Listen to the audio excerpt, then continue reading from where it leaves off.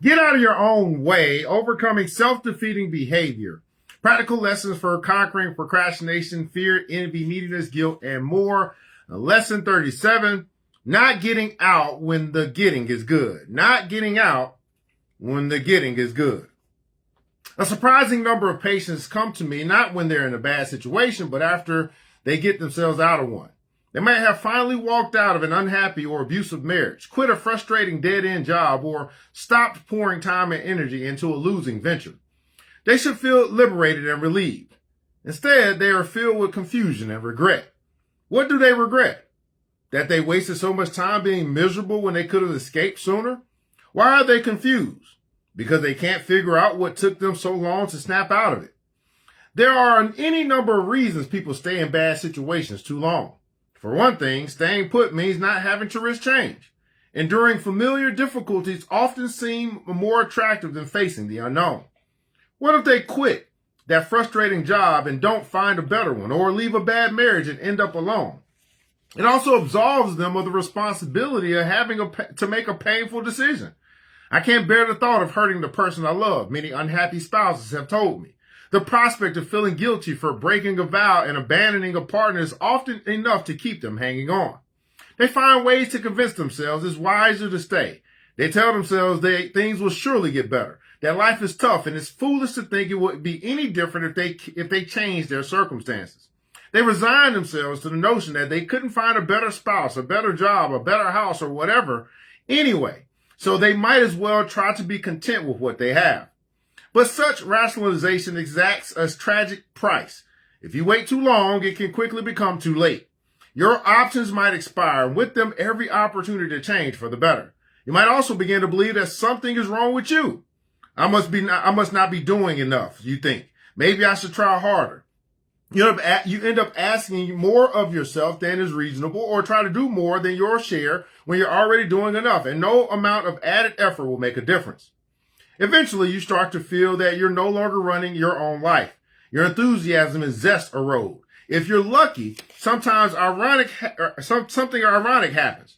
You become so unhappy and so resentful that the situation changes despite yourself, because your spouse can't stand it anymore and leaves, or your boss gets fed up and fires you. But the more likely result is that you get burned out and start to feel old before your time. Waiting too long can lead to catastrophe. One executive I know was uncomfortable about a new employee, but considered him so promising that he kept him on, just long enough to be defrauded out of $20,000.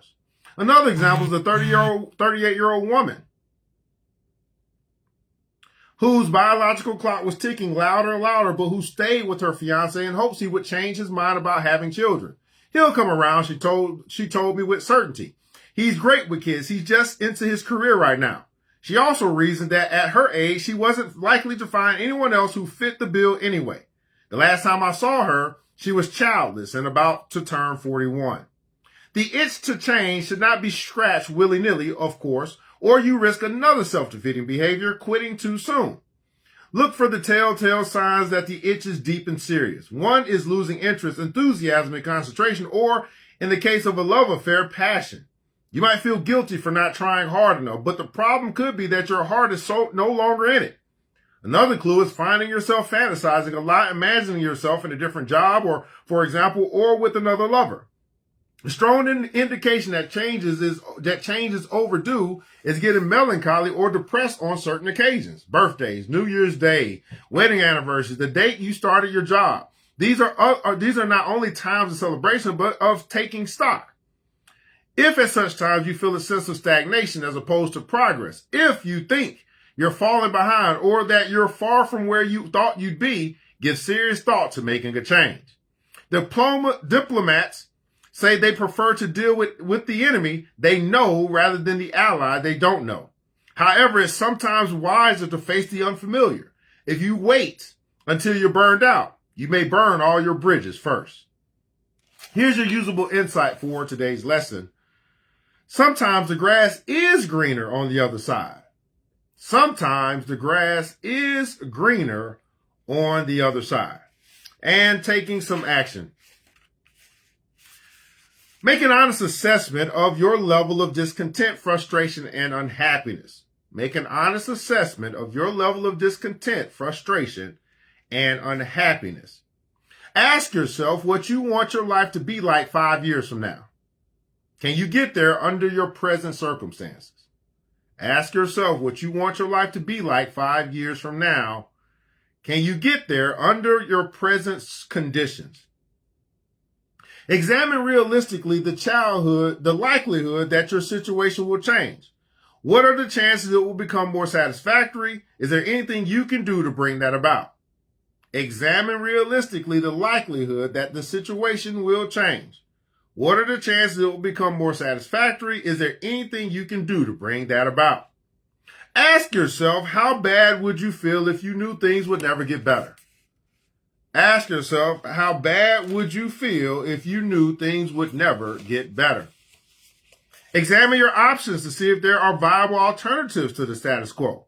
Have you checked with experts? Talk to the people who have made a similar change. Examine your options to see if there are viable alternatives to the status quo. Have you checked with the experts? Have you talked to people who have made a similar change?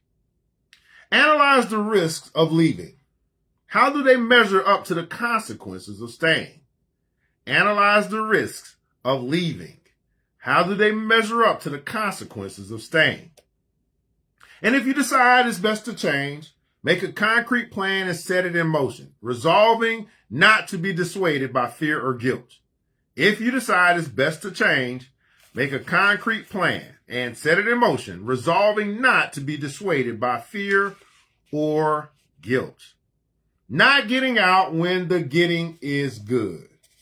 Get out of your own way. Overcoming self-defeating behavior. Practical lessons for conquering procrastination, fear, envy, neediness, guilt, and more from authors Mark Goulston, MD, and Philip Goldberg.